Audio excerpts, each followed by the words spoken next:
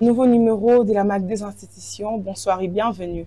Le président Félix-Antoine Tshisekedi avait accordé une audience hier dimanche 16 mars 2025 à la Cité de l'Union africaine à M. Ronny Jackson, l'envoyé spécial de son homologue américain Donald Trump. Suivez. Le respect de la souveraineté et de l'intégrité territoriale de la République démocratique du Congo était au centre de l'entretien ce dimanche à la Cité de l'Union africaine entre l'envoyé spécial du président américain Donald Trump et le président de la République Félix-Antoine Tshisekedi Tshilombo.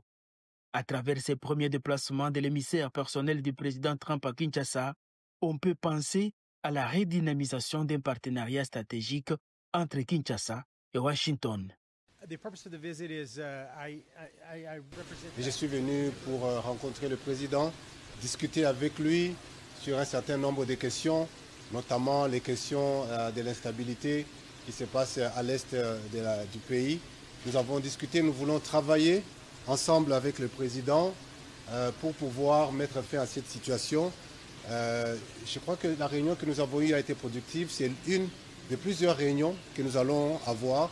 Je vais rentrer aux États-Unis, je vais discuter avec le Congrès, je vais voir aussi la possibilité de discuter avec la Maison-Blanche pour pouvoir mener ces échanges en vue d'assurer que la paix puisse revenir à l'est de la RDC et partout en RDC, parce que cela est la volonté de tous. Les États-Unis, c'est un pays qui est dans une position unique, une position stratégique, une position d'influence. Nous avons une très bonne relation, nos deux États ont une très bonne relation et nous voulons continuer davantage à travailler pour approfondir cette relation.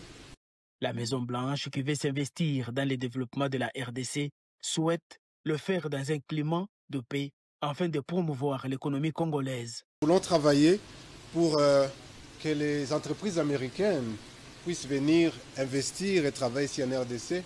Et pour cela, nous devons nous assurer qu'il y ait un environnement de paix.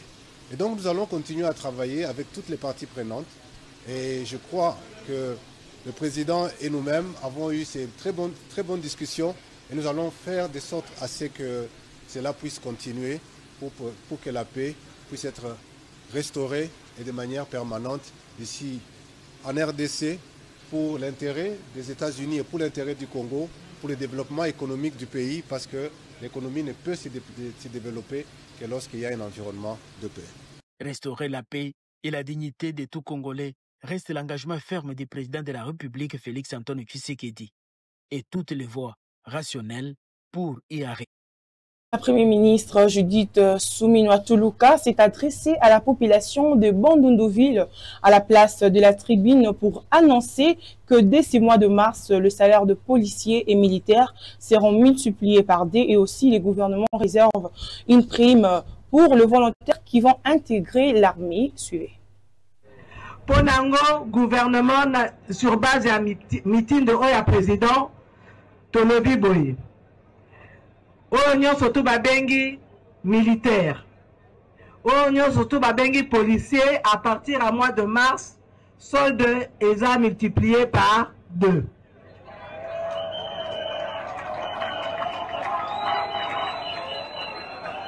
Oyo surtout à Rokende franc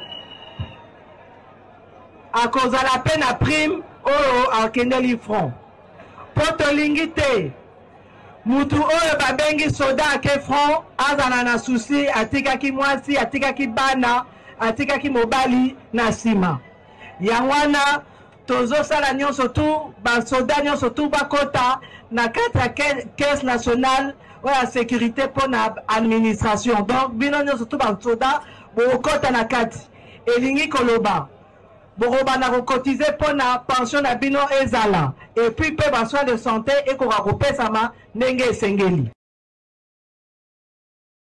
Que soit la durée de la guerre, la victoire appartient à la paix, a dit le président de l'Assemblée nationale, Vital Kamerhe, à l'ouverture ce samedi dernier au Palais du Peuple de la session ordinaire du mois de mars. Suivez.